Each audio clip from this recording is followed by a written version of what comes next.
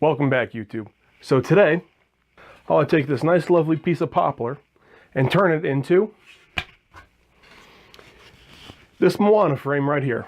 It is a simple frame, but there is a lot of painting involved on this. There's about 10 hours of paint on it. It's all acrylics. I custom mixed the red paint and the black paint. I don't know how well you can see it with the glare, but there's the sun from Maui's chest. There's Hey Hey.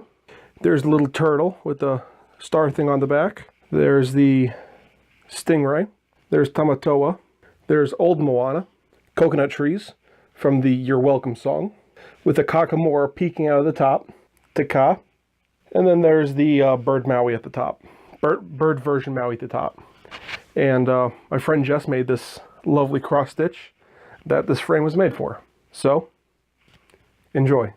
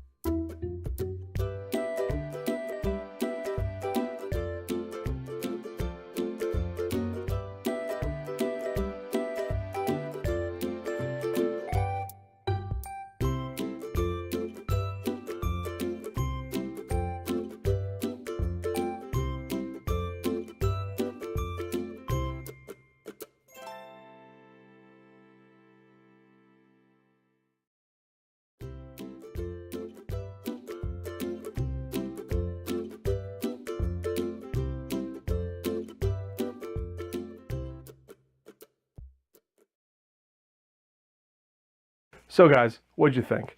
I had a ton of fun doing this project. I know it's not very intensive with woodworking skills, it's just making 4 mitered corners.